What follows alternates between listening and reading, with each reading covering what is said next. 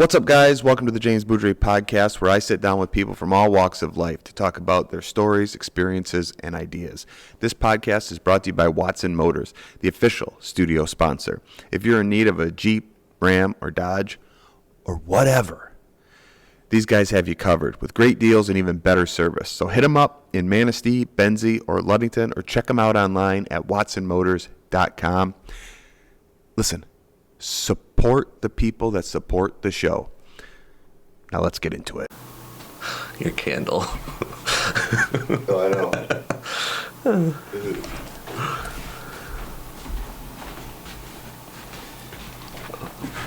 Oh, honestly, I don't even know where to start, but I've been thinking. My wife actually, she was like, you should have that Jared on the podcast, and it was right after. Oh, it was probably like maybe 3 weeks ago or so. Yeah, maybe about 3 weeks or so ago. We were taking a little day trip up north Traverse City, and I said, let's go have breakfast somewhere. And then I said we should try Jared's.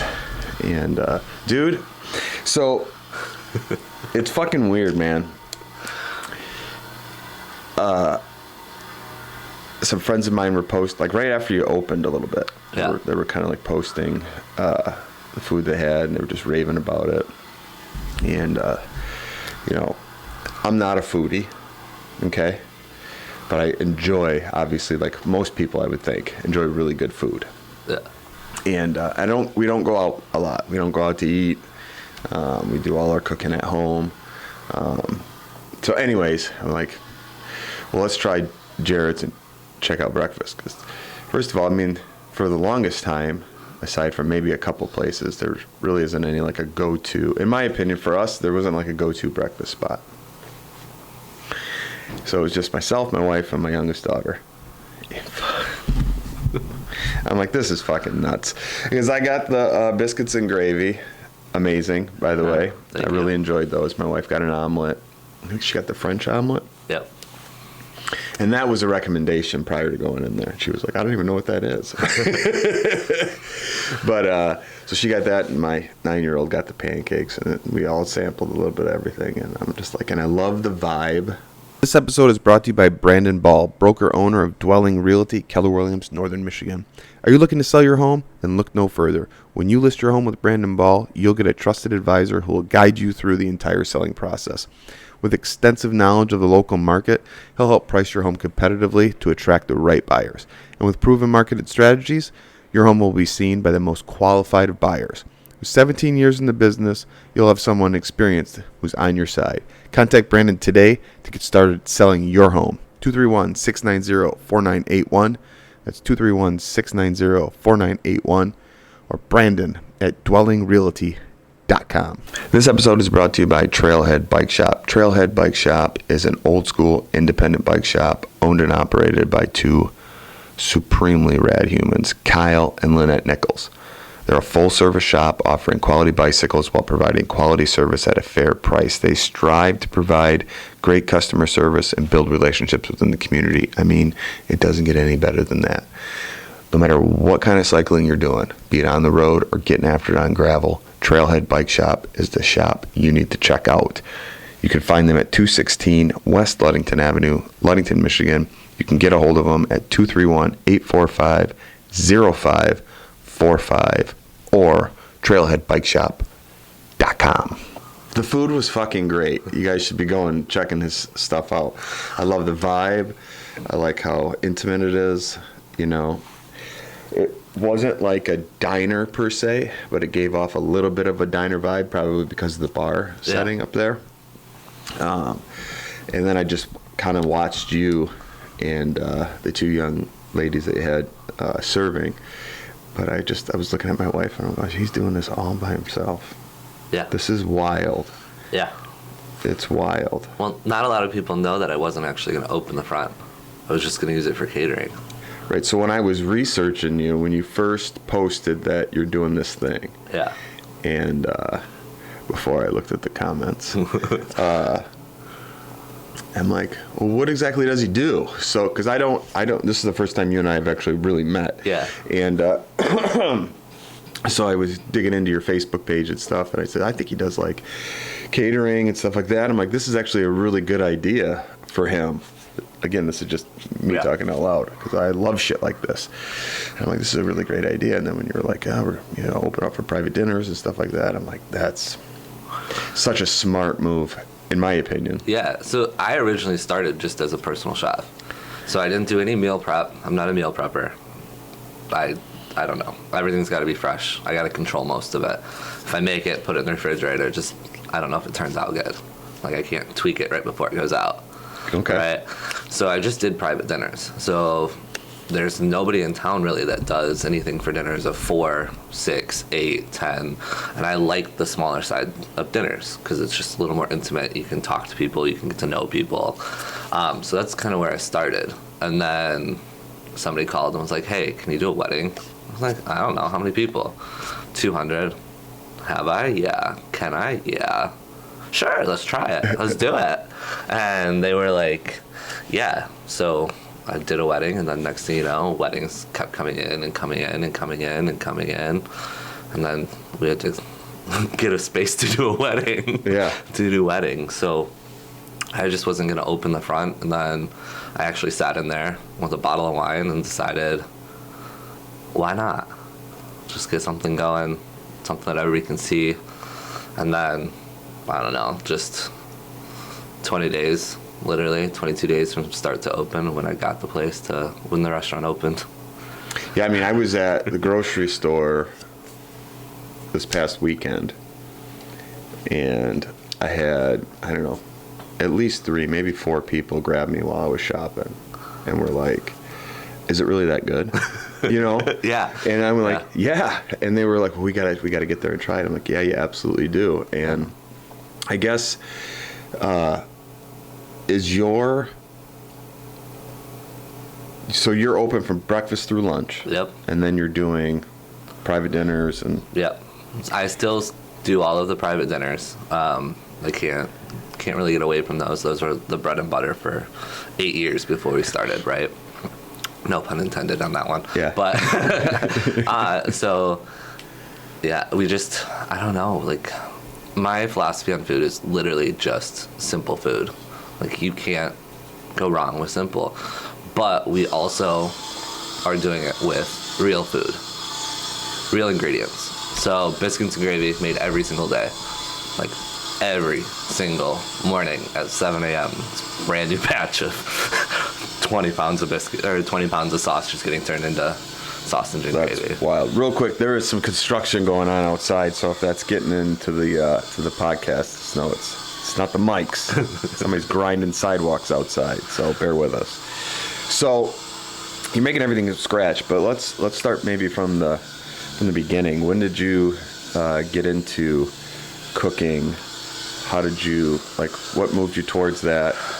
I don't know. Like, I started when I was young, so real young. So, both grandparents were hospitality based, right? So, my grandfather up in Ludington owned a pizza shop for years, and then they sold that and just kind of did odds and ends. And he worked for the newspaper for 20 years, 30 years, and he was on the fire department for 50. So that's kind of, started with that on his side. And then on my mom's side, family gatherings were always there. And I was always in the kitchen because I was the young one that could mash the potatoes or, lift the heavy pots off the stove and put them in the sink or pull them out of the oven.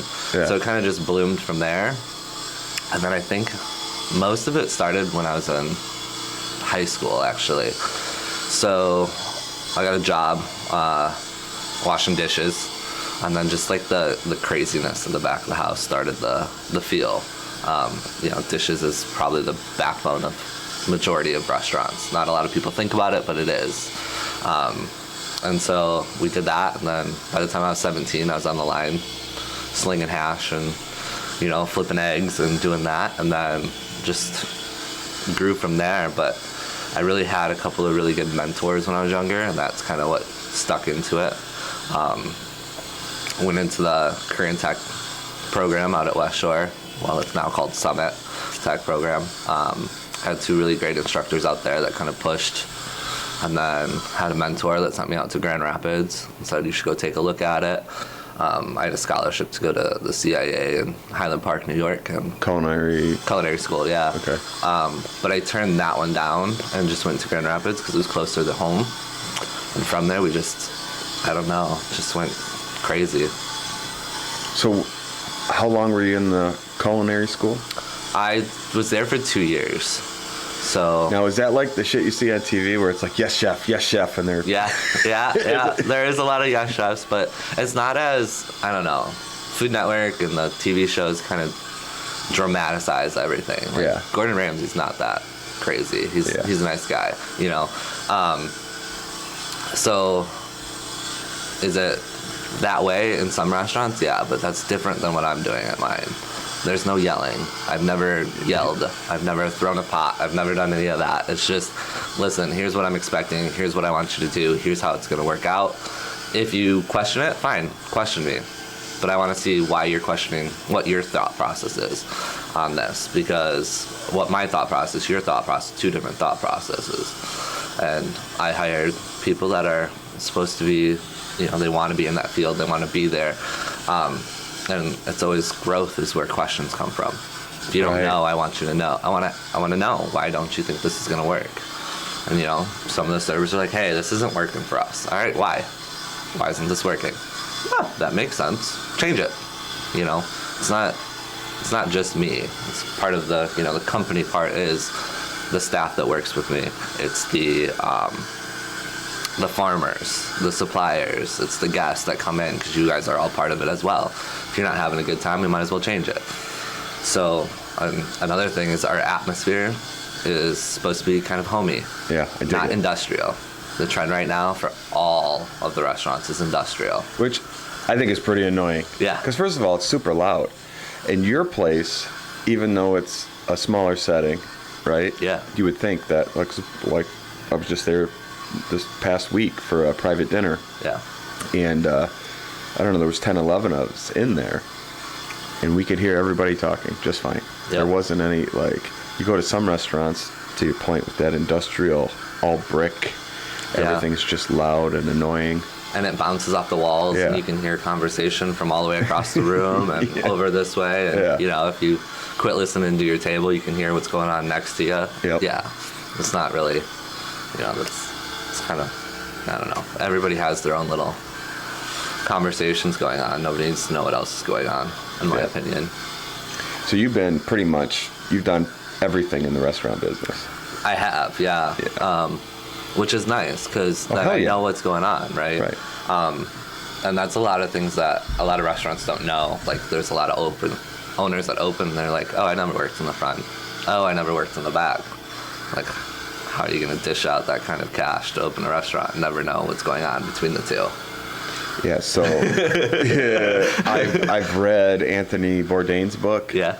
Have you? I've only read bits and pieces of it. I've got friends that'll be like, oh, you should go read this page, or oh, you should go read this page. I'm severely dyslexic, so I don't like...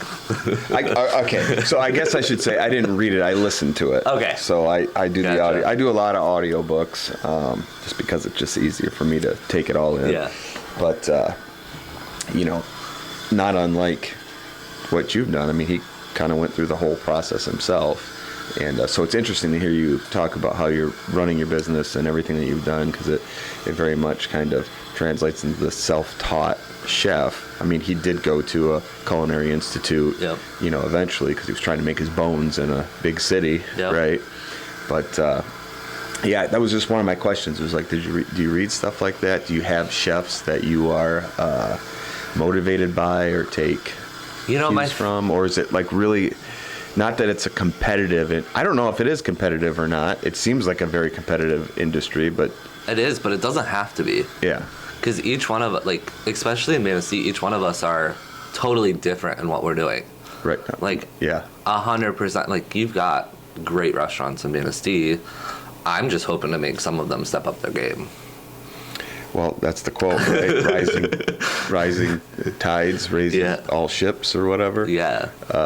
And I've been saying that since I've enjoyed some of your food. Like, this is, because, all right, so when I first started following you to try to figure out, like, what's going on here in your first couple of posts, like when I believe it might have been a News Advocate post about you and then the comments. Do you read comments? Because I don't read my own comments, but I go into the comments on other shit to see what people are saying. Oh, yeah. I love the Chapter 15 by February. Chapter 15 by February? Yeah, somebody said I'd be Chapter 15 by February. Oh, yeah. That's fucking wild, bro. Like, they don't even know you. Yeah. That's the thing. And I'm reading some of these, and you're like, we don't need another. The one thing that I always enjoy reading from people is, we don't need another restaurant.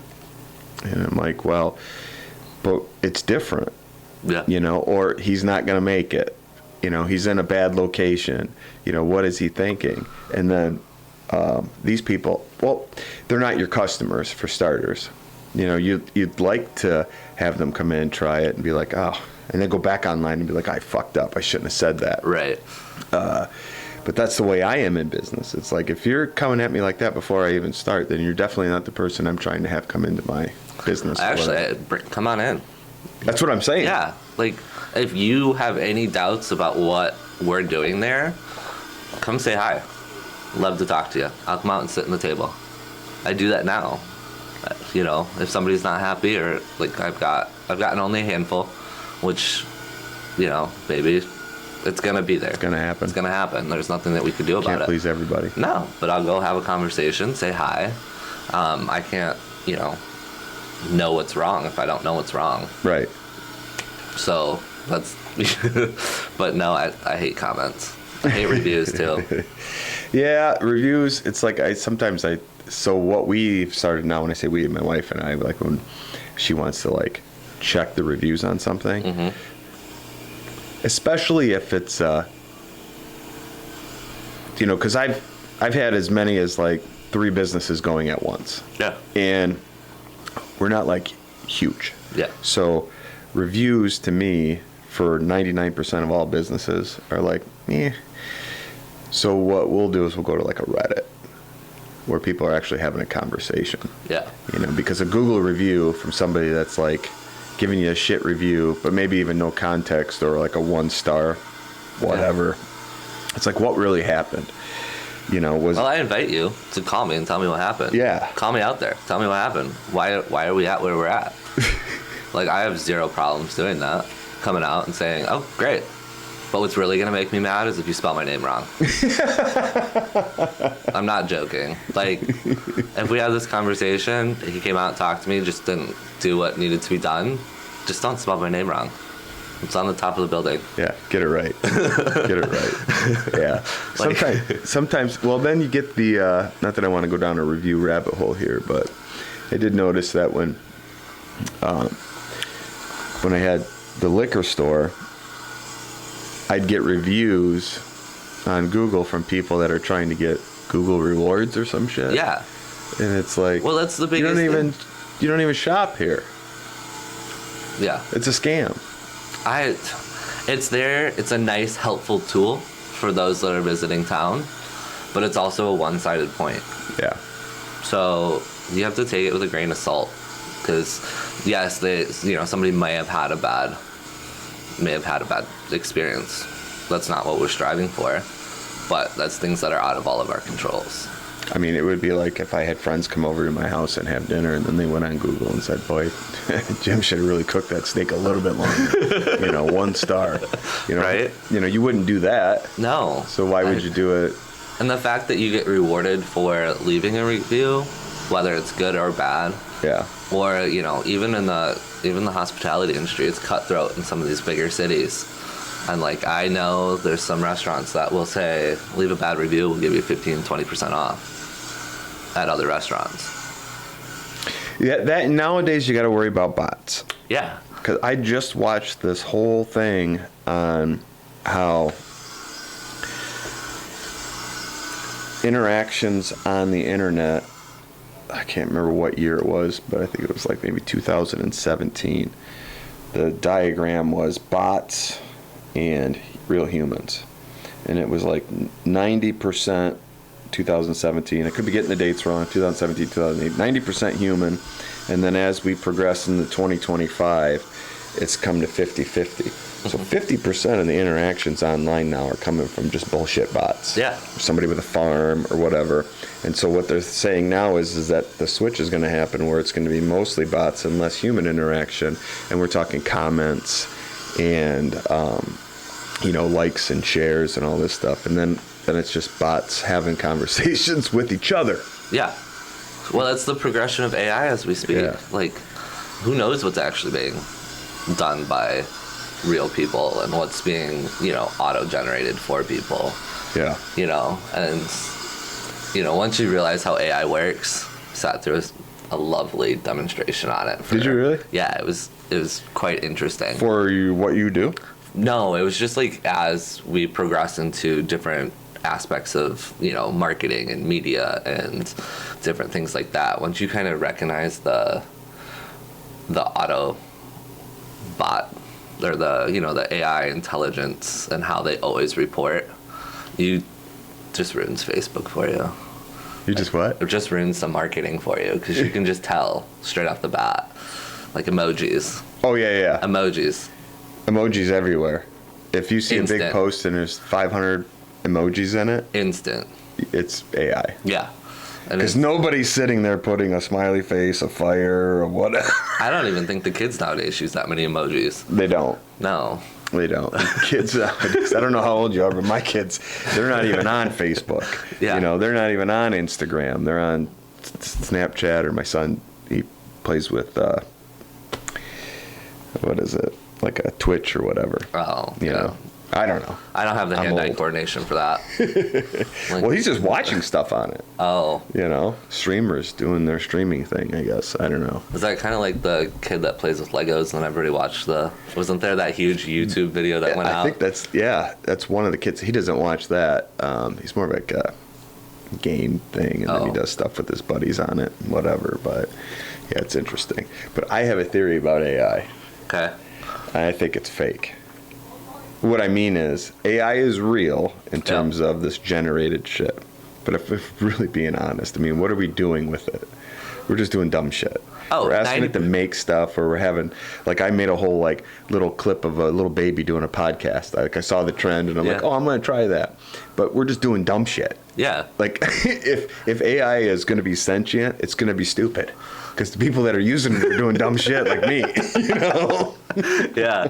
I don't know. Is there a purpose for it? 100%. Sure. I totally think there's a purpose for it. But do I think that it needs to be used in everyday life? Probably not. No.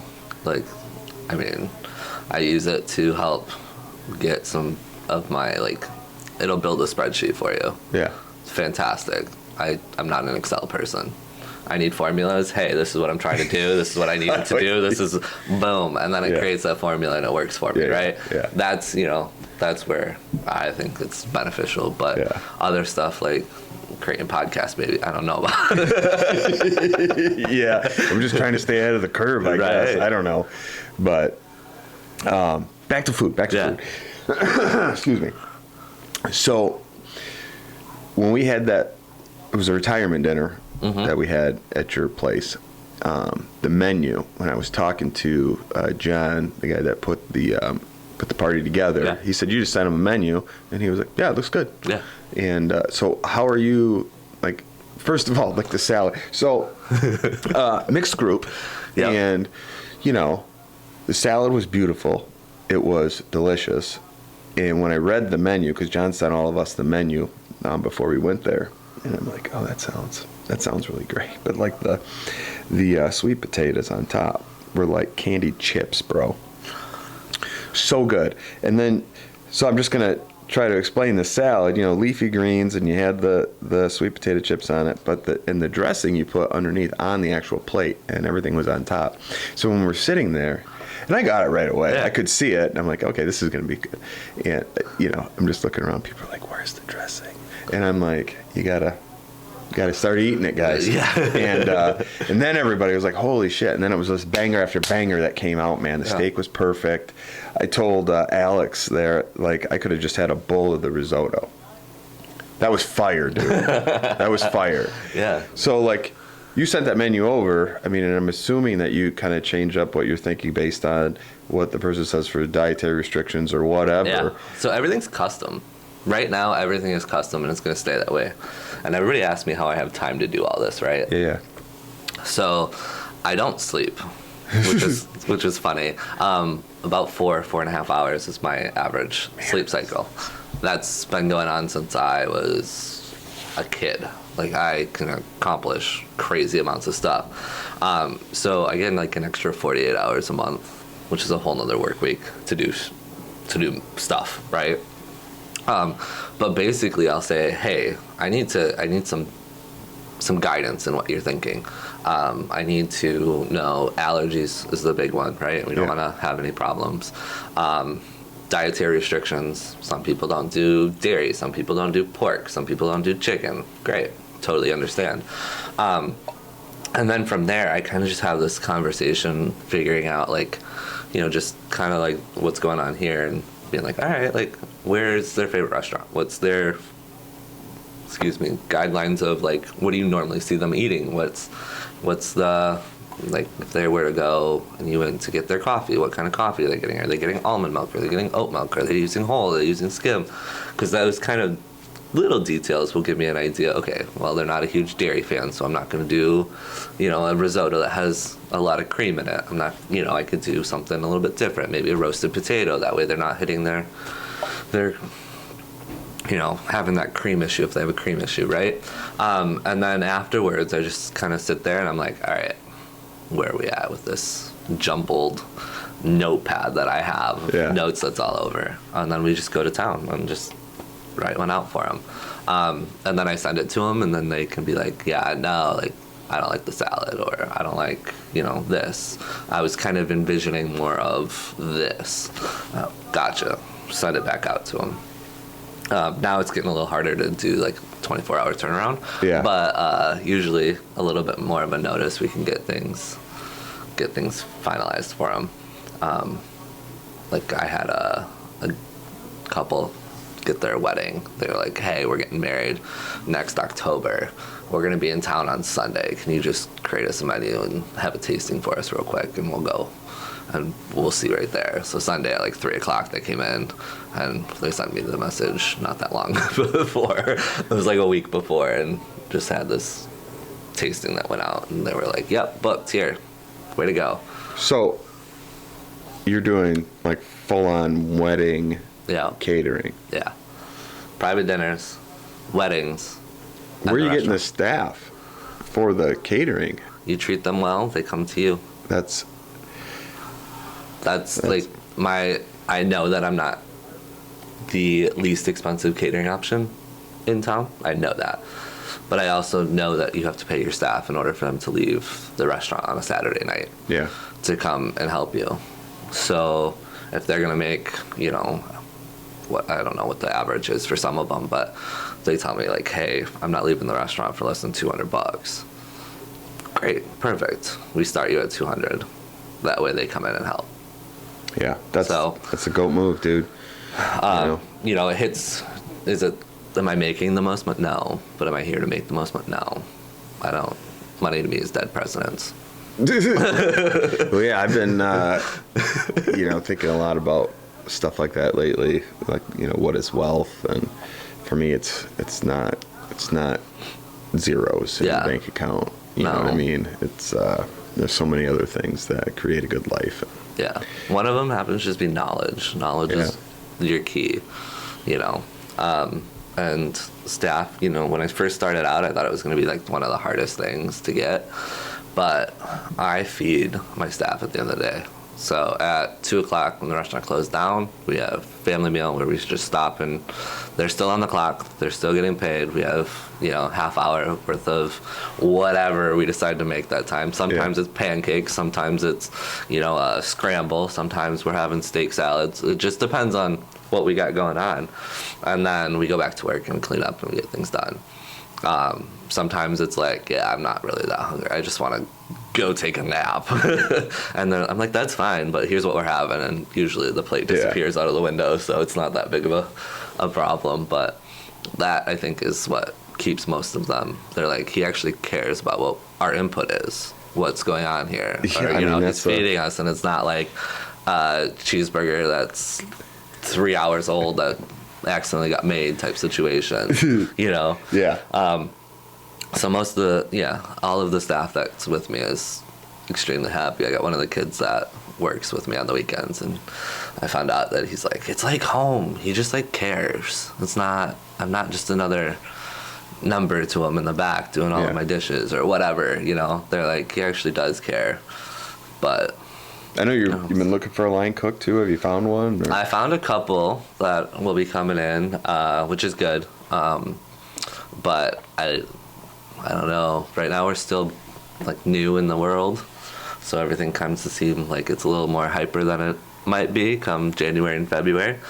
But right now the predictions for next summer, catering wise, I just find it amazing that I feel like there's a lot of businesses one could have where you're the sole reason the thing is running. Yeah. But a restaurant, when you're doing all the, and I'm not diminishing like the wait staff. I'm just talking about you're the chef. You're doing. There's nobody else in that kitchen with you. Yeah. Doing that, and you're open 6 days a week. I mean, you don't have time to be sick, dude. I mean, no, but there's this thing called the singing canary. It's a lifesaver. It's a beverage that you get, like, if you start to feel it going on, you just vitamin C bomb yourself. You're like, it's literally 2 lemons, 200 milligrams of vitamin C, turmeric, coconut oil, a little bit of a lemon essential oil, and you just blend it in a blender with some ice. There's a couple more ingredients in that bad boy, but it, like, you drink it twice a day for like 3 days and you're good. No shit. Yeah. Yeah, because I was always like, not always, but since I've been following you, How does my energy stay there? Yeah. The key with that one though is it will give you energy after the first one. Don't use it. You need it to fight off whatever's going on. Oh, I feel you. So yeah, and I have diagnosed with myasthenia gravis, which is a neuromuscular disease. So we're going crazy right now, but it's basically when your body doesn't like what you're doing, your antibodies attack your ganglion nuclei, which is your muscle transmitter from your brain to your body. Say more. Yeah, so that's a new diagnosis. That's been about a year. I went gluten-free and eat salmon twice a month, and then it's been, my neurologist is like, I don't know how you're doing that. So, like, what happens when you have, like, a flare? A flare? Yeah. Basically, the biggest one is your eyes will shut, and you can't open them. Shut the front door, dude. No. And I went holistic with it. There's no Western medicine going on. At some point, is there going to be a Western medicine intervention? Probably. But right now, no. If you were to look at me a year ago, I would be like, I was sleeping probably twice a day, taking a nap here every now and again just to get going, and then we did a couple different diet changes, and now we're running a restaurant and a catering company when most people usually end up on disability so that they don't have. The body's a crazy thing, and what you put in it definitely helps. Yep. Or it could hinder. Yeah. So, that's part of the restaurant too, is it's whole food. We're not, it's just one of those crazy things. It's, I don't use canola oil in the restaurant except for to clean the grill. Nice. Everything's butter. Nice. Everything's butter. So if we're roasting vegetables, it's an olive oil, just because the temp has to be a little higher than that. There's some avocado oil in there. Pam is the only thing that I use, and that's for the bread pans, because nothing beats Pam. So here's a question then. I totally get the organic, farm to table, all that stuff, and I love it. Mm-hmm. We're blessed that we can afford the organic stuff at our house, and we do our best to source as much as we can. But in the restaurant business, wouldn't it be more profitable if you... Money's dead, presidents. I get it. I don't use all organic. The certified organic thing is just, I don't believe in it. Okay. 100%. There's this lovely thing called a blue label. A what label? Blue label. Okay. It basically is organic, but they're not paying the government certification to do it. Yeah, and that tracks. I follow some of that stuff. Yeah. I get it. Yeah. There's a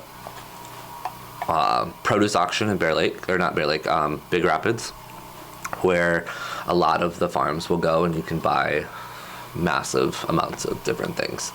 I am working with some farms to try to get some of the local stuff coming in, and trying to stay as hyper local as I possibly can. But with what we go through at the restaurant, it's very hard for some of the smaller local farms to be there. But I don't mind using them if they're even if it's just a little bit, we can bring them in, which is super fun, because they can, they'll grow things that aren't normally that I can't get from somewhere in, like the big suppliers. But it's hard to get some of the smaller meat farms to be able to stay there, because I only use certain steaks, and I only use, the ham that I have is real ham, so it's spiral ham. We cut it off the bone. The turkey is real turkey breast. I don't have deli meat. Nice. I have something against transglyglutamates, which is the meat glue. Yeah. Like, if it can glue together, like, why are we putting it together? Also, when you make it, if you sniff it in, it'll shut your nostrils, because it just binds to your cells. So I'm not a huge fan of that. Some people are. I'm not. No, I mean, obviously there's been kind of a little revolution when it comes to food in America. Yeah. Particularly with this last election. We take a look at every label, because it's kind of like, if you can't pronounce it, you shouldn't eat it. If you can't pronounce it, you shouldn't eat it. And I think that in part that's why we don't particularly eat out. Yeah. And when I say that, I mean, like, we literally don't. Maybe, I wouldn't even say once a month. Summer's a little bit different, but maybe once every 6 weeks we might go if we're out of town. Right. Like, we don't. Yeah. That's not to say that we don't want to support local restaurants here in Manistee, because we do, like I said, in the summertime. Yeah. Because we're summertime people. Yeah. We live in the best fucking part of the state of Michigan. That's why I decided to stay here. It's a nice town, and next 5 years is going to be huge for Manistee. I'm predicting a huge, just based upon the growth since I've been here. And I've been here for a while. I moved up here in 2015. And each year it just seems to be getting busier and busier and busier and busier and busier. Yeah, and some of the locals would be like, yeah, I mean, there's a part of me that understands that, but the honestly though, I think Manistee can only get so big. Just the way this, if we're just talking about the city of Manistee, yeah, just the way it's set up. I mean, there's just, it can grow downtown, and it can grow out county. But, like, I don't think there's ever really going to be I don't think there's a real fear of it turning into like a Traverse City, where it's just crazy people on top of people, especially as you get closer to the city. Yeah. I understand the complaint about TC and the flow of the traffic. Exactly. Which is, I think, the number one thing that I hear is just the traffic up there is nuts, because it grew too fast. It grew too fast. Yeah. Yeah. And as long as you can, I don't know. I have this motto: if you go too big, too fast, or not to go too big, too fast, too soon. And I think with the growth that I've been seeing, it's kind of been very gradual, going up, yeah, which is nice. But I use that motto, not too fast, too soon, too quick for a lot of the consulting I do for other restaurants. Like, even some of the people that I told I was opening a restaurant that opened bigger restaurants that I consulted for, they look at me and they're like, you only have 42 seats? Yeah. Yeah. Yeah. And they're like, why? Brilliant. 42 seats is manageable for one person. I don't have, I rely on my staff to be able to tell me what's going on. But after 50, you need a front of house manager. You need to make sure that you have somebody that's understanding your brain. And my brain is fully ADHD, like going nonstop. I have to like remind myself, hey, you need to take 2 seconds and take a couple deep breaths so your brain resets itself. Like, slow your roll, you're going too fast sometimes. But like, I don't know, I've just seen some of the things that with the people I've consulted for with the large restaurants that are like stuff that I never wanted to deal with. Like, bring on a manager and you have to fire them in a month and a half because they just didn't understand the guide. But you also, don't want to bring in family because that brings in a whole nother ball game of problems. Yeah, I keep that shit separate too. Yeah, I mean, I got my mom and dad come up on the weekends to help me because, we're small and it is what it is. My dad can talk to anybody. He can talk to anybody. And yeah, so he's a great one. But yeah, but they never, they've been to restaurants, but they've never worked in a restaurant, so they don't know exactly what's going on. But I'm just like, just go talk to him, Dad. Go talk to him. I love your mindset about, don't grow too fast, take it slow, let it come in. There'll be a point where you have to make a decision on scale. Yeah. And that's your decision. Right. And you can look at the whole thing and say, do I want what comes with the scale? Right. And and at that point when we start, like right now, I've got the staff that's with me, so they're starting to understand what the mission is, what the goal is, how to handle things.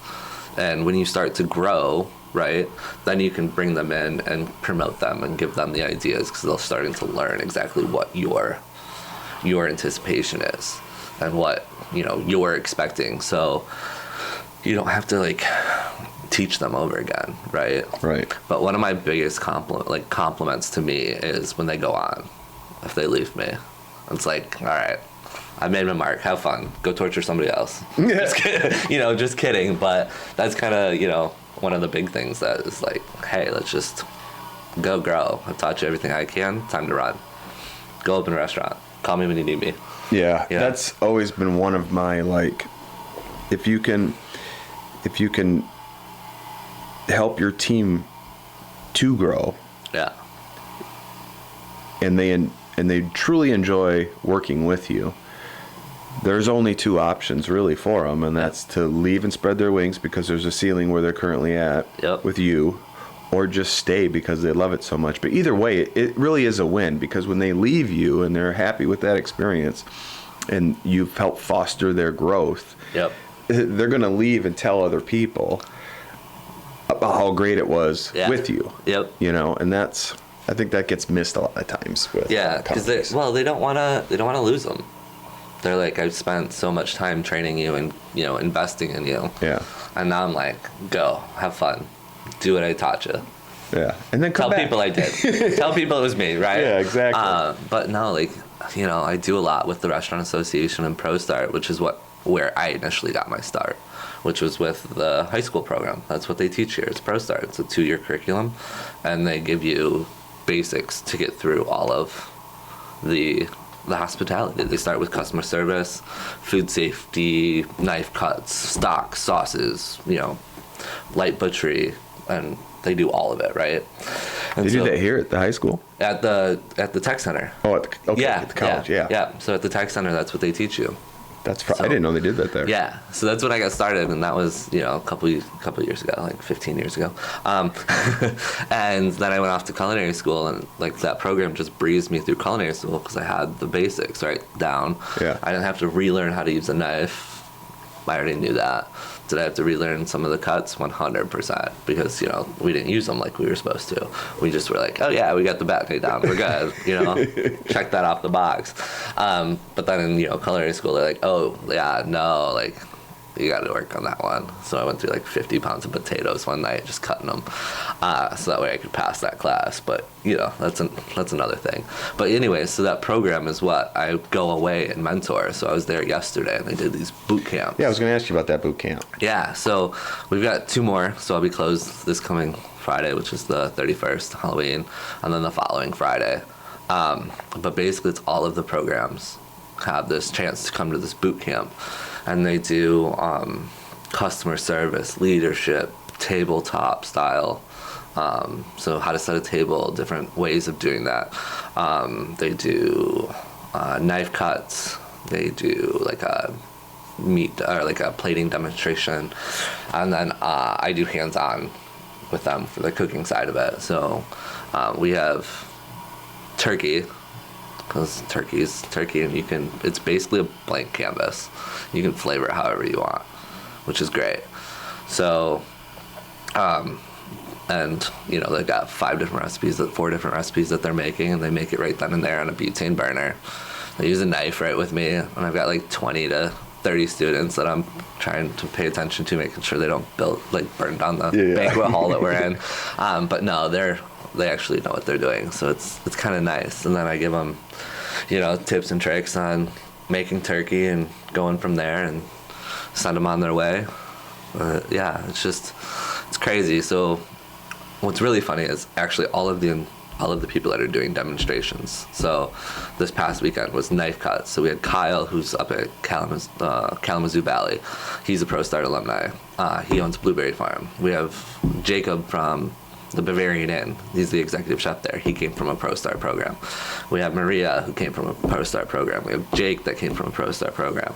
So all of us that graduated from one of the programs went on to a school, then came back. We give back because it's one of those programs that started us, and we hope that it starts the rest of them. And a lot of people don't know this, but independent restaurants are dying. There's massive decline in independent restaurants opening. And why do you think that is? Aside from probably cost. Cost is the biggest one. Yeah. Like, it's hard to compete with a lot of these chains because they have 2 for $20 at Applebee's. Yeah, 2 for $20 at Applebee's, or like they can buy in huge quantities. Yeah. Right. So that's another thing that's hard. But I have my lovely spreadsheet that I put all my stuff in and pay attention, and that's what we have to do. That's fucked, dude. It's so, I don't. That's almost price fixing in a way, just because this chain or whatever can say, well, we're gonna buy 1,000 steaks or more or whatever it is, and they say, oh, okay, so we'll cut X amount of money off per steak. Mm-hmm. So now they just so that they can do the super cheap, overly spiced, very hot entree that comes out. So McDonald's isn't a fast food company. They're a real estate company. Right. So, not a lot of people know that, but most McDonald's are owned on land that McDonald's owns, which is crazy. It's wild. Yeah. So, same thing. The fastest growing fast food chains right now is what's opening. So, the people that have the guts to open an independent restaurant, like myself, which is crazy, but you have to be crazy in order to open one. They're not opening at the rate that one day they used to be, because it's expensive. It's expensive to open a restaurant. Yeah, I mean, unless you have the model where it's for some of these bigger places where they come in, they buy the land, and they have a kit. Yep. Like Starbucks, for example. Yeah. Buy the land, got a kit, put it up. Yeah. A lot of people don't realize that. I don't have the fanciest plates. I know that for a fact. I don't. So real quick, when I was to speak to that, when I was at that dinner there, and the plates came out, and I was like, this is fucking exactly what I want.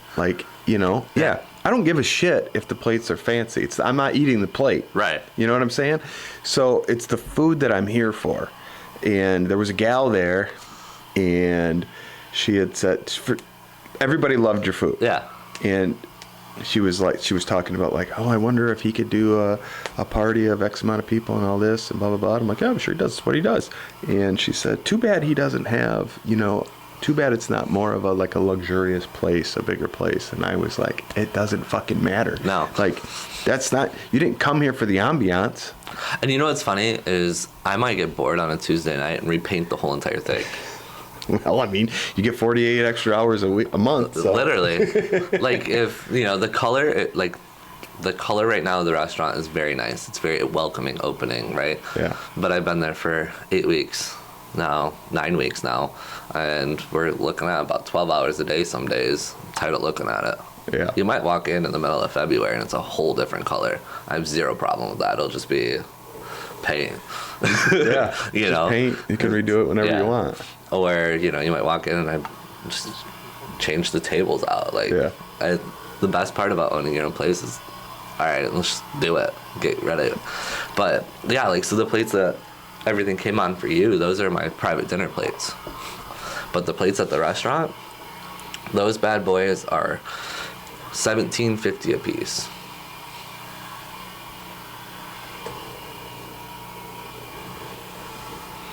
So you know how like you walk into restaurants and hear plates dropping? Yeah.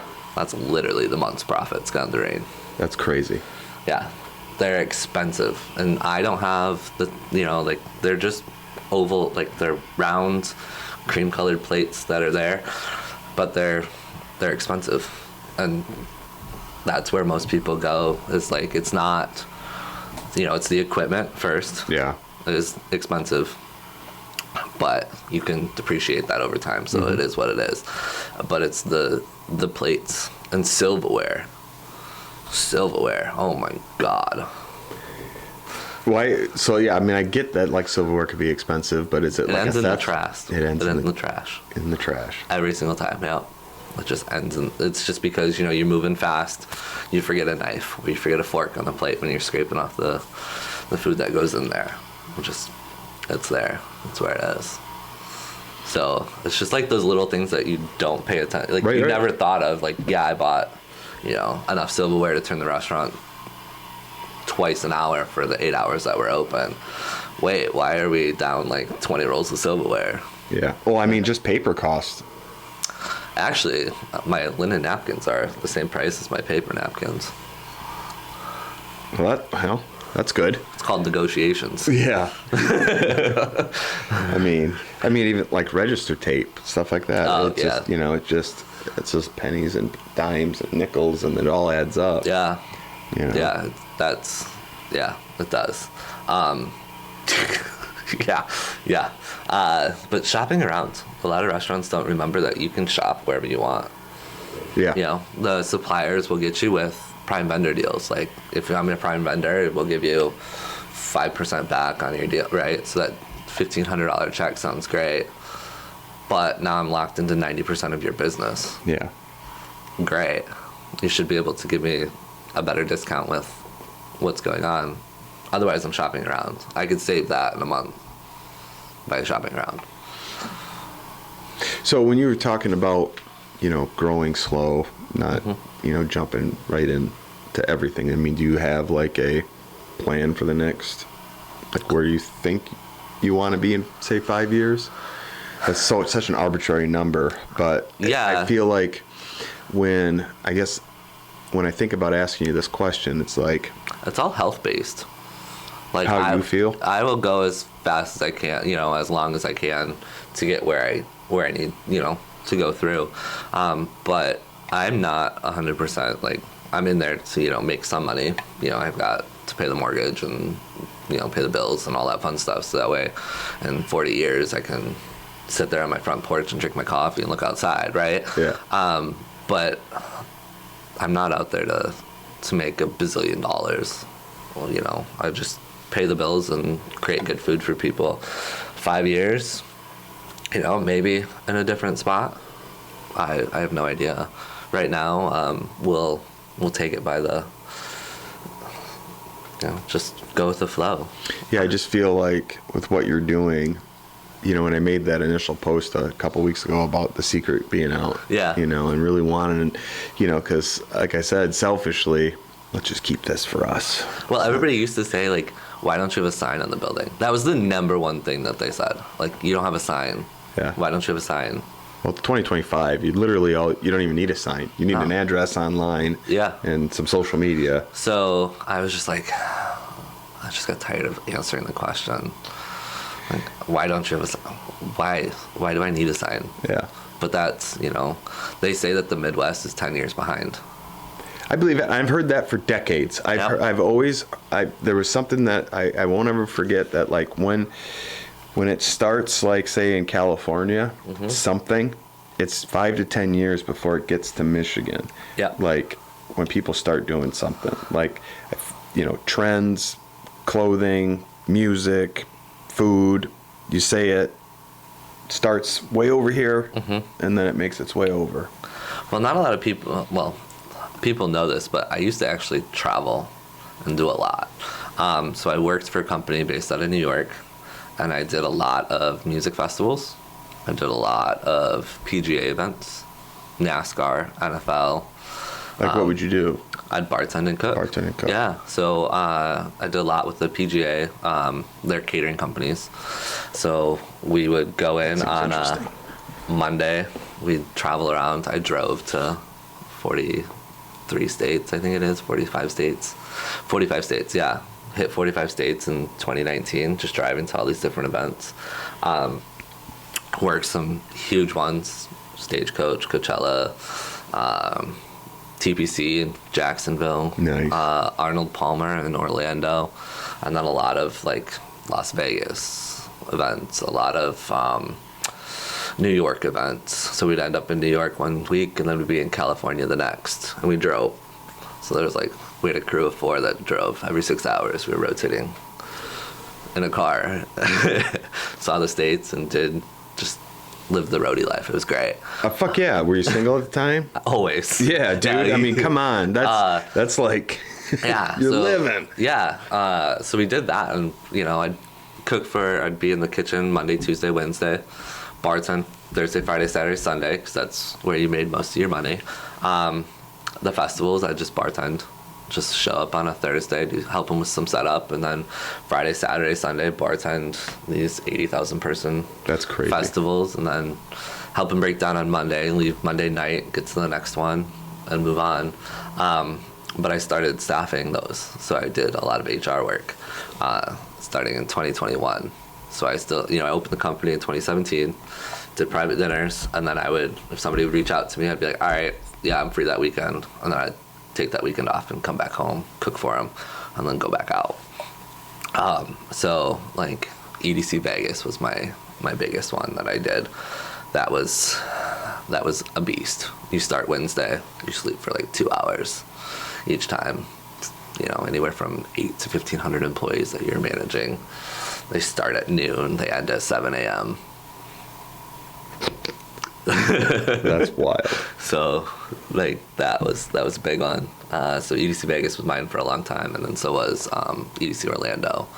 I staffed those ones, and then I staffed a lot of other festivals. So when does the consulting come into play? You've mentioned that a couple times since we've been chatting. That Just you consult different restaurants. Like so it's just like it started with friends, and then they passed it on to different people, and it's just like they'll ask like, hey, something's just not right. And I was like, all right, tell me what's not right. Well, we can't figure it out. I'm like, all right, well, what gives you that instinct that something's not right? Just something's not right. Like, why? Why is something not right? Well, we just need...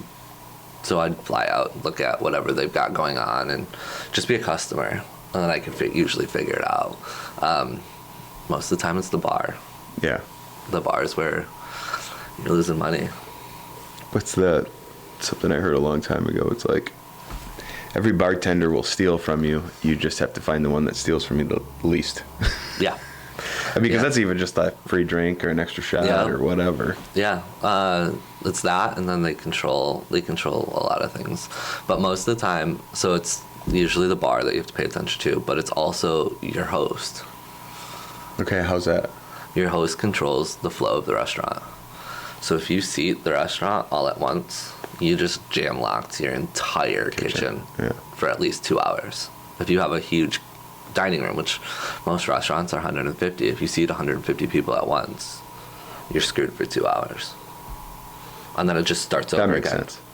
because once those tables clear out, the next line comes through. So you just jam lock your entire kitchen for hours. Yeah. First it's the bar, then it's the kitchen, then it's the cleaning, and then it's the dishwasher, and then it just repeats over again. And that's where, the host literally controls the flow of the restaurant. If you don't have a good host, you're just gonna have a bad night. Like, not a lot of, and you know what's funny is hosts are usually teenagers. Yeah. They're always, younger, and it's a good first job, because all they have to do is say, hey, here's your menu, here's here's your table, there's where we're going. But they also don't know, they don't like people staring at them. Like, kids don't like people staring at them. So if you're sitting at the door talking to them about, hey, you can't just give me just 1 second. We gotta, get some things in order, and let me make sure that the table's ready for you, to buy some time, so that way you can pace out they're just like, oh, no, let's go. Boom. And then next thing you know, one server's got 3 new tables, the next server's got 2 new tables, and then the bar's got 5 tables coming in them at once, and the kitchen's got 5 tables coming in at once. And I actually think the restaurant business is a great place for a young person to start working. Everybody should be a server. Every single person should be a server at least once in their life.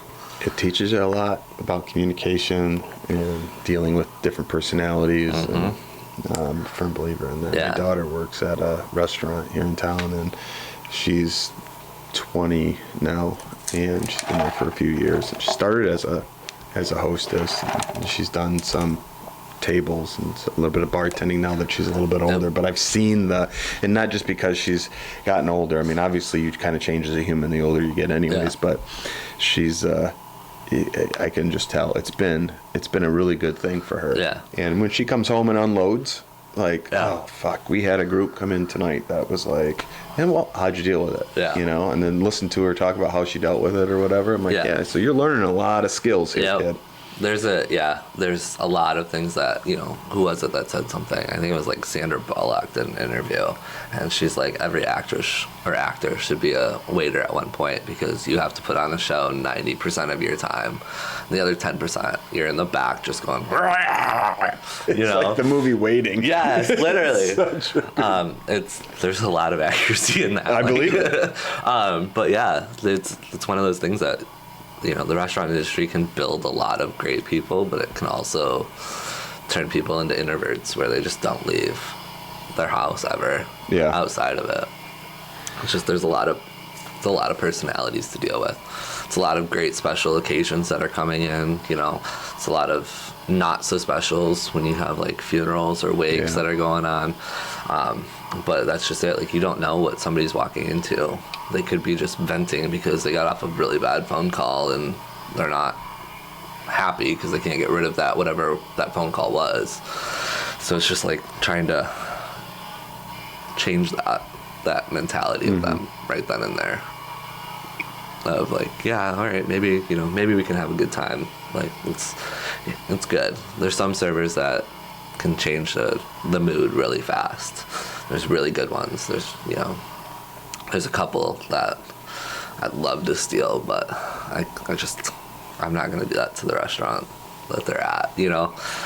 That's tough here in a small town. I know. Because as somebody who's in and traveled and probably does go to the other restaurants, and you see who the stars are. Yep. But that's just it. Like, we're all just trying to survive here. Right. So if I take them all, that's not going to be very nice to the other ones. But it's the staff that I've got now I'm happy with every single one of them. They're doing great. Yeah. I do have some young ones that are young, but they're catching on quick.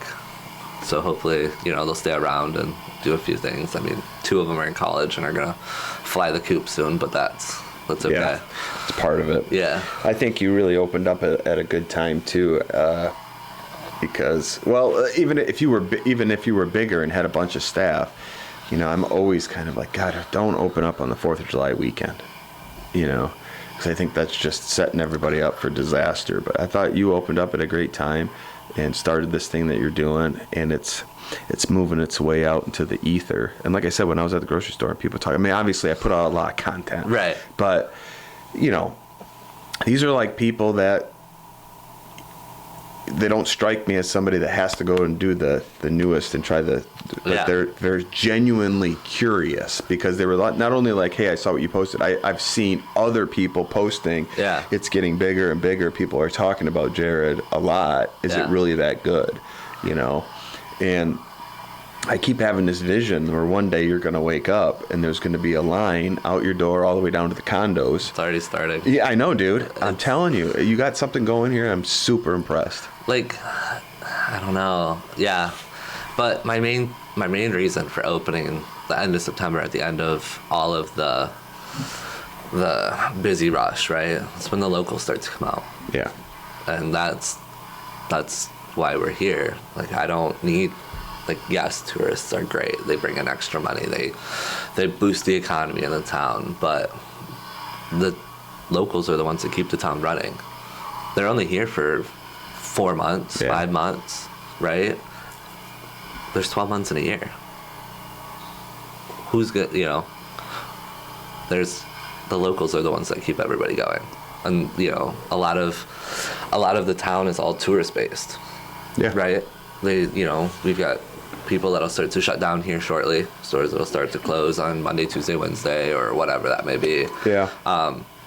But it's the hardest part is, you know, some of the, you know, the locals, they come out of hibernation in the wintertime because they just run away from everything else. So that's one of those things, like, I am all for keeping, you know, the locals. They're the ones that are going to help supply 90% of what's going on in town. I mean, if you got a small business and you can make it 7 months out of the busy season, you got something going. Yeah. You know, you got something moving. Yeah. And I'm pumped for you, man.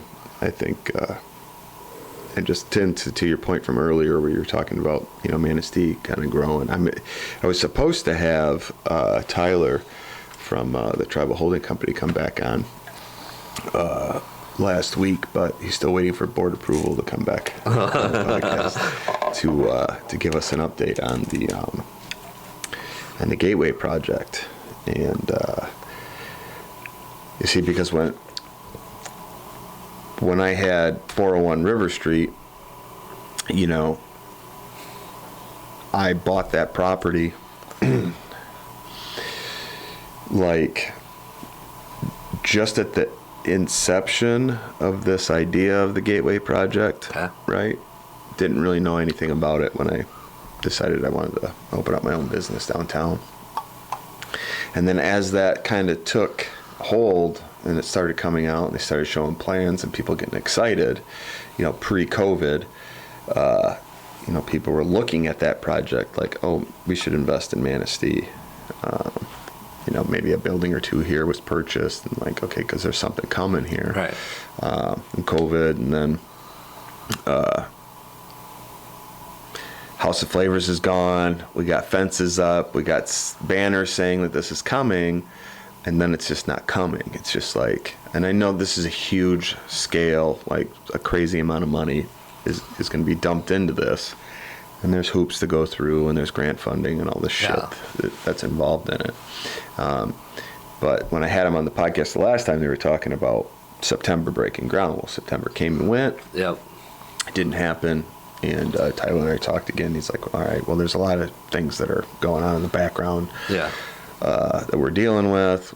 Come back on the podcast. We'll talk about it. And then he's still waiting for some board approvals because, you know, I can't just come out here and fire off whatever without some approval. But that project is something that I've been behind since the beginning. Like, let's fucking go. Right. Because I genuinely think that that's really going to, you know, lift everything up. Yeah. You know, it was kind of like when people got pissed off about the Hampton coming to town. You know, I don't know where you sat on that, but I was always like, hey, I knew the people that own the Lakeshore Hotel. And I mean, they're just trying to move on with their life. Right. And this company comes in and says, hey, we're going to buy it and we're going to build this thing, whatever. The guy that owns it's a very, very nice guy. Yeah, Peter and I are friends. Yeah, he does a lot with the programs for the Restaurant Association. So Good. Yeah, I don't know, any growth is great. You're always gonna have pushback no matter what you do. People are not gonna be happy no matter what happens. You're gonna have the group that's like, oh yeah, let's do it, like bring it in. Then you're gonna have the group that's gonna be like, nah, chapter 15 by February. Circle back. To circle back. But then again, it's the cycle. It's the news cycle too. Like there were people that were just losing their shit over that hotel, and then now it's just like it's a hotel. Now it's a hotel. Yeah. It's got a great view. It's got a nice restaurant. It's got a nice little bar outside. And the tourists just lap it up. Yeah. So. People that don't want growth, they're stagnant. They're happy, and they don't want to go anymore. They're just like, yeah, this is where we're at. This is what needs to happen. And, it's great for you, not for me. Well, I mean, and this community needs it. I mean, something just fell over there. It needs it because it needs jobs and it needs better housing, and we could go down that whole rabbit hole there. But I think one of the problems that we have around here is there's nothing for people to do. Like the younger generation, they want things to do, and that's why they're moving. Fortunately for me, I moved back because I saw the world and I was done with it, and now I was like, let's go back to the small town life. Yeah. So you're gonna see there's a group that will leave. They always do. Mm-hmm. Right after high school, they go to college, they go off to jobs, but eventually, if you talk to a lot of people, they end up like, yeah, no, we lived here, we grew up here, and then we moved back after a while. Yeah. So I think that when people start to move back is when we start to see good change that's coming in, and that generation of the millennials are starting to circle back and slow down and realize that the corporate grind's not always the corporate grind. Yeah, I'm a Gen Xer, man, so I'm already like, but see, I'm born and raised here in Manistee. I left for a little bit for the military, but then came back, and I did a bunch of stuff, and married the perfect woman who it just just works. You know what I'm saying? And I think eventually we're gonna move just out of town a little bit. I want to be more like kind of in the woods, but not out in Manistee. Right. I'm just and we don't live in the city. We live just outside of the city already, but I want a little bit more seclusion, I think. That's where I'm at. I'm out in the outside. Like T-Mobile is the only internet I can get. Yeah. And it's nice. Like that's what I wanted when I in 2015 or when was that? Yeah, I bought my grandparents' old house, old farmhouse off his old farm. So when he grew up, he bought an acre. And it's actually really funny. In the deed, it says 1 square acre. Like he was that precise. Like it had to be a square acre. Like there wasn't like just 1 foot over. It was exactly 1 square acre, and it was down to like the actual coordinates for each corner is where like he pinned it. So I bought their old house, and that's when I moved up here. And that was I moved in 15. So that way, 15, 16. When was it? I moved in 16. Moved in 16. So, yeah, that's, start of Manistee. Originally from Ludington, so it's not too bad. But it was, kind of, I don't know, Manistee's just nice now. Yeah, it's not, I love it here. Yeah, it's not, like Ludington's got a lot more going on. There's a lot more going on. Whereas here, I think we win because we don't have the expressway. We don't have that on and off ramp, which I think, does it stagnate growth? Yeah, but like what kind of growth? Right. So I mean, I don't know. Manistee's nice. We got great downtown. We've got a grocery store, 2 of them. So like, what else do you need? Fuck, we got a Starbucks. Yeah, we did. We did. We got a Starbucks. We're growing up in the world, Yeah, and that's another thing. And I was looking at the comments on the Starbucks page, like the first day they're open, and somebody's just losing their mind because they said they had to wait 20 minutes for a cup of coffee, and I'm like, hey, listen, again, it's their like first week. Everybody thought I was nuts because I didn't announce that I was opening. Besides the fact that I said the flags are out, we're open, right? Yeah. First day, we saw 30 people. Yeah. Okay, 30 people is a great number to figure out what the hell's going on. Mm-hmm. Second day, 70. Next day, 100. Next day, 150. When I opened, I thought I was just going to have, me in the back, have somebody else helping me on the weekends, and then a server out front. No, we found out that we can't do that. Like, it's got to be 2 out front. So real quick, I know this is late in the podcast, but shout out to Brandon Ball. Yeah. So, because he posted right away the omelet that Sarah got. I believe it was the French omelet, and that's why Betsy wanted to get it. And I think he had biscuits and gravy. Yeah. And so I texted him after that post and said, "Is it really that good, dude?" And he's like, "It's fucking fire. This is the only place I'm going to eat breakfast." I said, "All right." So then I went, had the biscuits and gravy, and took pictures of him and sent it to Brandon. And he goes, "Yeah, next time I go, I'm getting the biscuits and gravy and an omelet together." Yeah. And you know what a lot of people don't know is, like, we're changing the menu every month. We'll keep the same things there, but we're going to change what's not working. So you don't want to have something on the menu that you only make once every couple of weeks. It's not worth having the food in. Yeah. So, like, my favorite is the prosciutto and the burrata. But a lot of people don't know what burrata is here. So what's burrata? It's a cheese. So it's similar to mozzarella, but the center is soft. So it's like, that's what makes most of the dressing per se, when you mix it in with the arugula and the prosciutto and the tomatoes. So that one's coming off. We don't have a lot of takers for it. We got the ones that love it. Yeah. They absolutely love it, but it's just not worth keeping. Yeah. The cheese only lasts so long because it's a fresh cheese. So is your lunch menu? I haven't even looked at your lunch menu. But is it just like, here's the menu, or is it evolving as well? So we're staying with, I don't have a deep fryer. There's no fryer in the building. A, insurance is way too much for it. Like, there's no point. And B, have you ever looked at fryer oil? It's gross. It's expensive. They're like $80 for 5 gallons now. It's nuts. It's stupid. So we're sandwiches. We have Great Lakes chips. And those change. Like, right now the pesto bacon turkey is the biggest. It's the number 1 seller, which I did not think would be, because it's pesto. I love pesto. I don't know. And you're making that fresh. Semi-fresh. Semi-fresh. There's just a few things that work better with. Sure, no, I get it. And then this month we have a cranberry brie turkey sandwich. Yeah. Nice. Yeah. That one's good. And then next month we've got one coming out. It's going to be a fig, blue cheese, arugula, and prosciutto. That sounds dope. And burgers? Burgers, yep. Burgers are what is it? It's a chuck brisket short rib burger. So it's all just those cuts of meats ground up, put in there.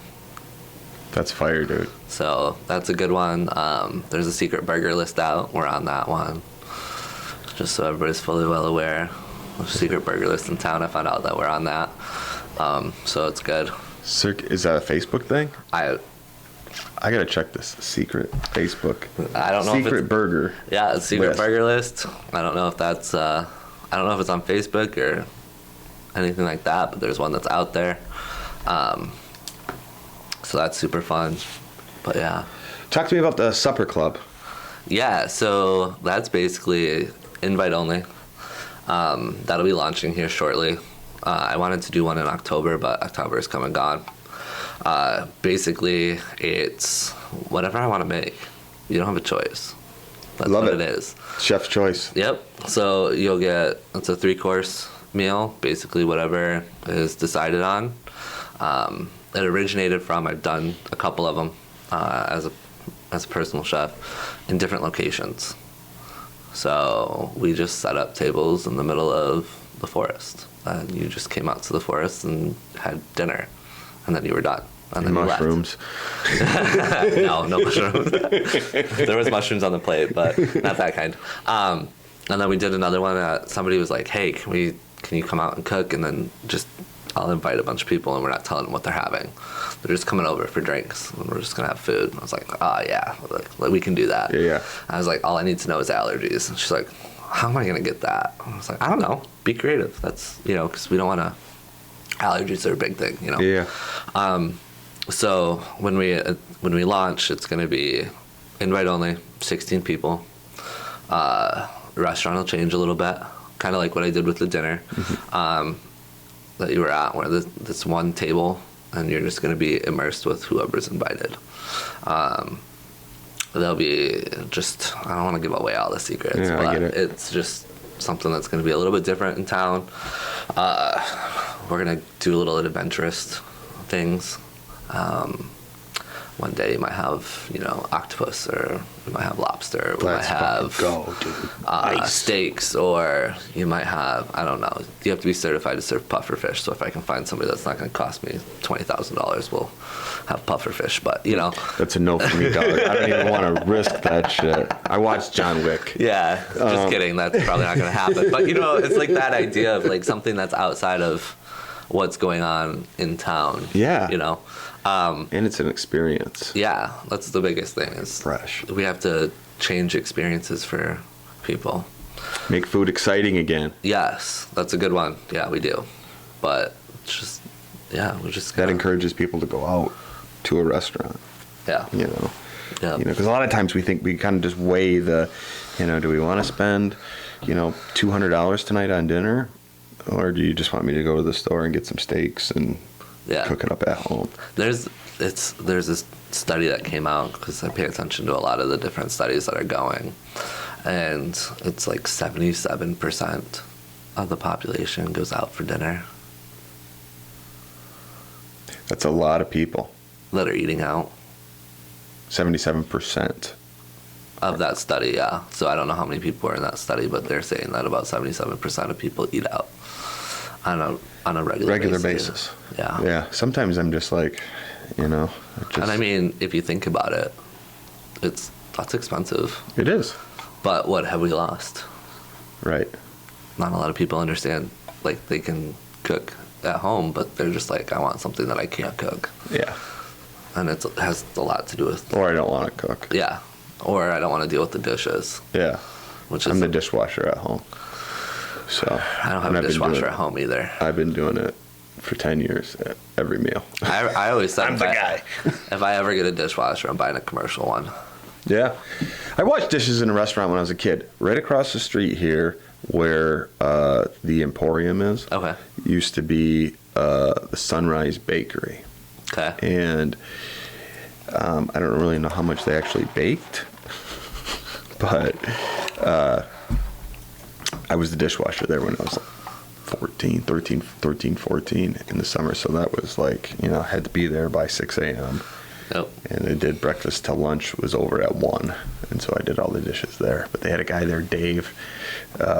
Couldn't drive. I wonder why. But he was the cook. Yeah. And then like my meal was a burger and French fries at the end of the shift. Pay me in cash.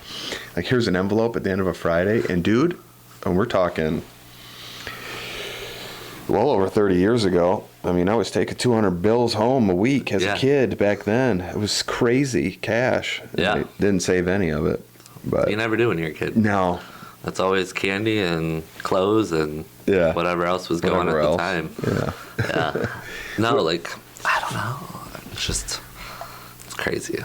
Yeah, I'm down for the supper club. We'll talk about that when we're off camera. Yeah. One more question that I really want to know from a chef. What do you eat at home when you're just cooking for yourself? It's my mood. It's based upon the mood. I mean, do you ever just go fucking full-on chef for yourself at home? I have to do the dishes.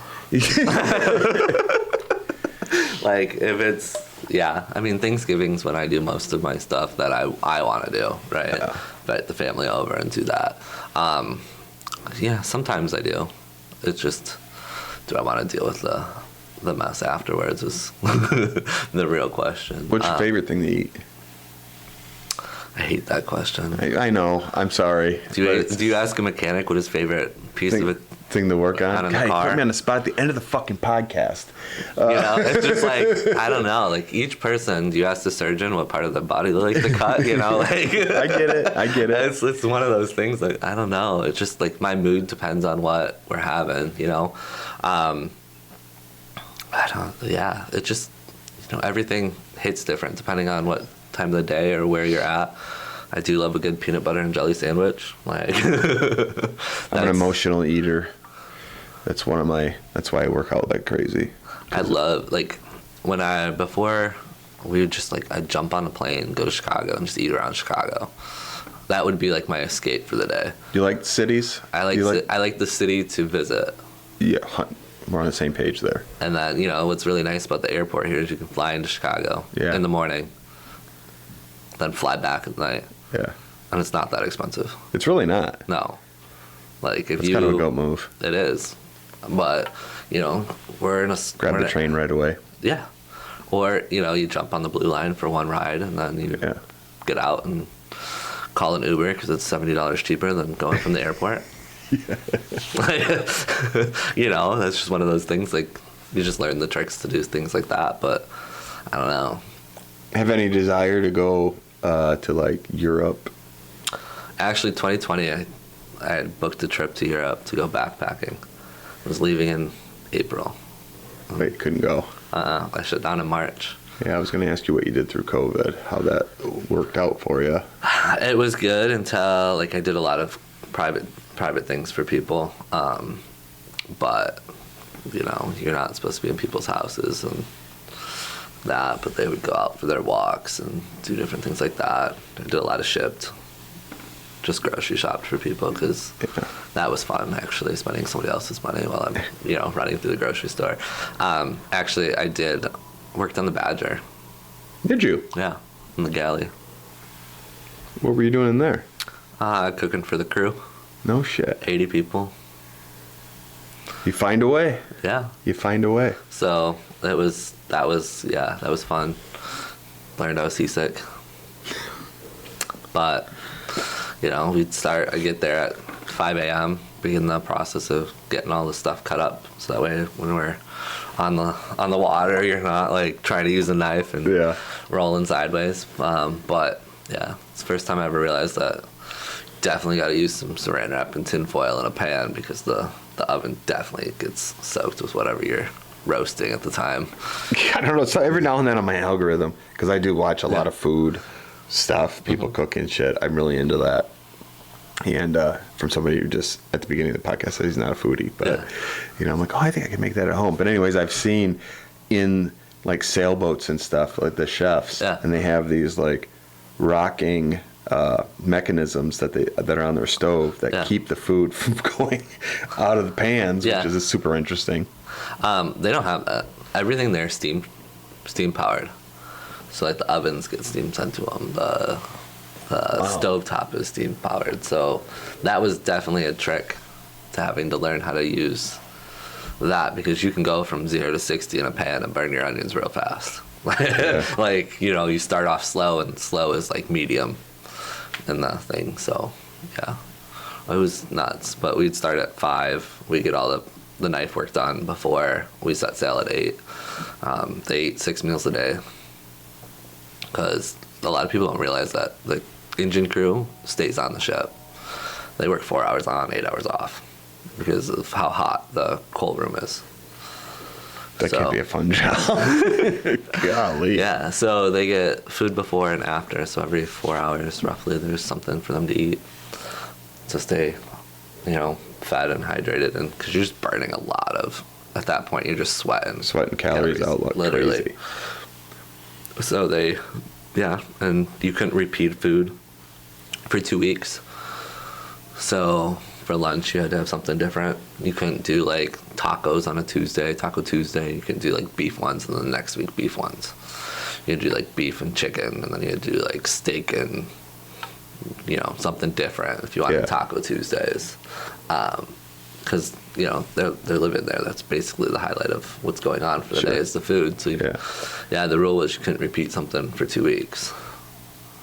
When I was listening to you talk about, like, for the crew, when I was in the Air Force, I'd have to go out in the field for I'd have 3 days on, 6 days off. And out in the field, there was, one of the chefs was an airman in the Air Force. And a lot of guys would, because you got like a cost of living allowance. Mm-hmm. So you could either just keep that cash, or you could pay the chef to make you something while you're out in the field, and that's breakfast, lunch, and dinner. So a lot of guys would just like bring peanut butter and jelly or whatever, but it would always be like on the night shift, the chef would come out and go, "Hey, I'm screwing around in the kitchen, and I got a bunch of stuff here. I'm gonna make this. You guys want to try it?" Like free food kind of thing. And that was always super interesting to me, because it would always be something like, I just grabbed all this shit and made this. Yeah. And I need to feed people, so have at it. And it was always a fun thing to look forward to. It's like, well, maybe if Chef George is going to be there tonight, he'll hook us up with a little something, you know, because poor, airman first class making $1,200 twice a month before taxes. I'm not trying to spend money on every single meal, so it was always appreciated that. Yeah, the one thing I remember about that was there always had to be some sort of cookie. There always had to be a cookie for them to grab as they walked through, and it wasn't like you didn't just make one batch of cookies. You had to make like a couple dozen, like 3 or 4 dozen, and it couldn't be just like always chocolate chip. You had to change it up and do something different. I was just like, all right, like there's 7 days a week, like how many different cookies can you have? Can't repeat it. But cookies and brownies, those always had to be in the case for them to walk through and grab one as they were going. My buddy Dylan, I don't think he's been to your spot yet. I've been telling him that we gotta make this our breakfast spot, because we typically, him and I and a couple other buddies, a couple times a month, we might meet for coffee and eggs someplace, and just talk about local shit. Right. Like, you go to places, like the bungalow at 7 o'clock in the morning, and everybody's holding court somewhere at the table. Oh, yeah. And solving the world's problems. Yeah. And if only they listened to it, the world would be a much better place. 100% agree. Tend to the part of the garden you can touch, is my opinion. But I said we should make, Chef Jared's the breakfast spot. Just kind of hold court at that counter. Would be perfect. I was trying to explain to my wife, you ever been to Randy's Diner in Traverse City? Mm-hmm. So it's not your place. This is like definitely like an old school, a lot of grease, fryer situation, diner, coffee. But I'm like, he's got an elevated version of that I really appreciate. One quick story before we call it quits. A couple years ago, we went to Mackinac City, Dylan and I and Zach and Zach's uncle Shannon, because Zach and Shannon were doing it's called the Moran 360. It's a huge mountain bike race up there. Dylan and I were like their support, but really it was just a good excuse to go have a few beers for the weekend. And we saw Zach and Shannon go off for their first 50-mile portion of the course, and we had a ton of time before we had to meet them on the course to give them aid. So we were looking for a place to eat. Now this is UP. We're just he's trying to Google and services shit, and then we see there's a house, and connected to the house is it just says something diner on the side. I'm like, we'll just stop there. Right. And go inside. And I mean, this is just what I love. I can't speak for everybody, obviously, but you walk in and there's an older lady, a little round, and she's got an apron on and holding a thing of coffee, in this bun. Yep. And you could just tell this is what she's done for 30 years. Yeah. And the first words out of her mouth are, "Sweetie and honey, come on in and have a seat." And there's it's like your spot where, you could probably, I think it was smaller, maybe 30 people max. Yeah. Old timers at this table, and they're all holding court, and they're talking about this farm down the road, and he's got to get this tractor fixed, and she just pours coffee this is what you're drinking. Yeah. And she said, steak and eggs are the best in the UP. And before she could even get to the next one, we were like, well, I guess that's what we're having. We're going to have the best. Right. And just everything was just, every time I took a sip, more coffee in the cup. And I mean, I'm like, this is what I really love. And then when I came to your spot for that first breakfast that I had there, I'm like, it's not the same. It's elevated, but it's exactly what we need. Yeah. It's just, your staff was so polite, so awesome. And even at the dinner, you just had Alex there, and Alex is fantastic. Yeah. And she was just, you could tell she's been doing it a while. Yeah. She is on point. And you coming out and talking to everybody, and I'm just like, this is just so personable, small town. Yeah. Let's go. That's kind of the goal. Like, we should be able to recognize who's coming in every day and seeing what's going on. And I'm starting to see that now, like who's coming in on a regular, saying hi, and not just because I want to, because I have to. It's because I want to. I want to say hi and make sure everything's going good. Those that come in on a regular basis, I'm just like, hey, if you need anything, just like, let me know. Don't step in the kitchen, but just let me know, Just be like, hey, come say hi and, all that. But we do have our courts now. Yeah. A couple courts. I love it. It's like, to bookend it all, when you were talking about for the locals. Yeah. Let's cultivate that. From the first time I walked in there to the people I'm talking to when I run into around town. Yeah. You're doing it. Yeah. And people are super positive about it. Well, and we've got always kind of like, dude, I was there. I went there, and I had this, and it was so good. Yeah. So, I mean, there's a few things in the works for this winter. We'll just leave it at that for making sure the locals feel heard and helped. But starts November. You got to come to the restaurant, find out what it is. But it'll be good. Great. I think you're doing great things, dude. We try for sure. That's just all we can. It's all we can do, Just try our best. Good work. And so, bye, everybody. Good job, dude. Thank you. That was awesome.